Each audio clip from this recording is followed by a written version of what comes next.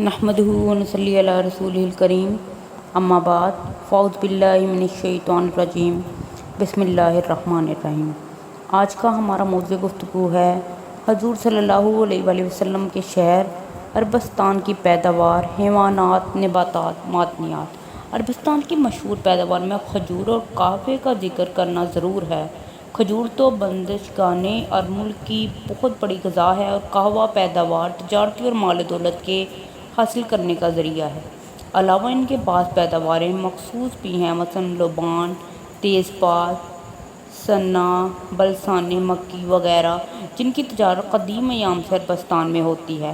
چونکہ اس ملک کے مختلف خطوں کی آب و ہوا مختلف ہے، اس کی پیداوار بھی مختلف ہے اور اس میں گرم اور معتدل الانواع دونوں ملکوں کی چیزیں پیدا ہوتی ہیں، مثلاً کپاس، نیکشر، انجیر، ببول، ایش کا درخت وغیرہ وغیرہ۔ جنگلی درخت بہت کم ہیں اور ان میں زیادہ تر عام کھجور کا درخت ہے، جس کی وجہ سے مشرقی ملکوں کے سبززاروں میں ایک خاص کیفیت پیدا ہوتی ہے۔ عربستان کے شاداب خطوں میں تقریباً وہ کل میوہ جات اور غلے موجود ہیں جو یورپ میں پیدا ہوتے ہیں، مثلاً خوبانی، شفتالو، انجیر، بادام، انگور، گیہوں، جوار، جو، باجرہ، سیم، تمباکو وغیرہ وغیرہ۔ یمن کے خطے میں زراعت خوب ہوتی ہے، لیکن کاشتکاروں کو بہت محنت کرنی پڑتی ہے، کیونکہ ہمیشہ زمین کو سیراب کرنے کی ضرورت ہے اور اس کام کے لیے بارش کا پانی کنوؤں اور حوضوں میں جمع کیا جاتا ہے۔ پالتو جانوروں میں خچر، گدھا، بیل، بھیڑ، بکری وغیرہ جو یورپ میں ہوتے ہیں اب عربستان میں بھی موجود ہیں، اور درندوں میں بھی بہت سے جانور مثلاً شیر، ببر، چیتے، تندوے پائے جاتے ہیں۔ عربستان کے جانوروں میں درندے اتنے خطرناک نہیں ہیں جتنی ٹڈیاں خطرناک ہیں، کیونکہ یہ بعض وقت نقصان عظیم پہنچاتی ہیں۔ البتہ یہ حشرات الارض بالکل نفع خالی بھی نہیں ہیں اور اکثر اوقات صحراؤں میں مدتوں مسافر اور اس کے دواب کی غذا یہی ٹڈیاں ہوا کرتی ہیں۔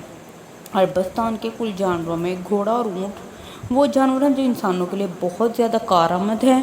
اونٹ تو گویا خاص الخاص عربستان کا جانور ہے اور اس کے بغیر اس ملک کے صحراؤں کا قطع کرنا محالات سے ہے۔ اس کی کم خوراکی، اس کا مدتوں پانی کے بغیر زندگی بسر کرنا، محنت کو برداشت کرنے کی طاقت، جسمانی قوت، یہ وہ خصوصیات ہیں جن کی بدولت کیا بلحاظ جانور سواری اور کیا بلحاظ جانور برداری کوئی دوسرا جانور اس کا مقابلہ نہیں کر سکتا۔ مہربانی کر کے اس چینل کو سبسکرائب کریں تاکہ اسلامی انفارمیشن آپ کو سب سے پہلے دیکھنے کو ملے، اور صدقہ جاریہ سمجھ کے اس چینل کو سبسکرائب بھی۔ حلب سے بصرہ تک کے صحرا کو ایک اونٹ 6 من سے زیادہ کا بوجھ لے کر بہت ہی تھوڑے چارے کے سہارے پر بآسانی قطع کر لیتا ہے۔ اونٹ حقیقت میں نہایت ہی کم خوراک جانور ہے اور ایسی چیزیں کھا کر جیتا ہے جن پر دوسرے جانور ہرگز زندہ نہیں رہ سکتے۔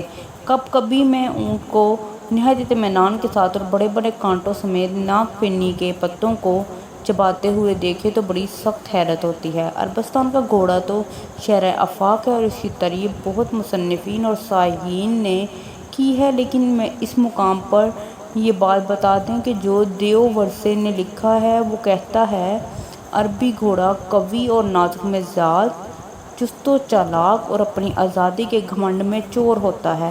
جس وقت وہ چراگاہ میں کھلے بندوں پھر رہا ہو تو شکل میں اس سے زیادہ خوبصورت کوئی چیز نظر نہیں آتی اور نہ اوصاف میں زیادہ کامل۔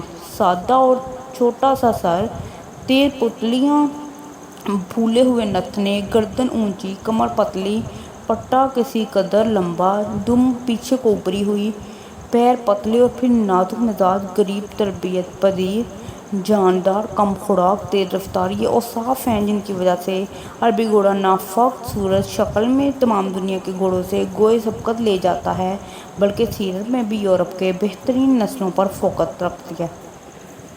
عربستان کے بدوی گھوڑوں کی 5 نسلوں کو بہت مانتے ہیں جو حضرت محمد صلی اللہ علیہ وآلہ وسلم کی 5 گھوڑوں کی اولاد ہیں۔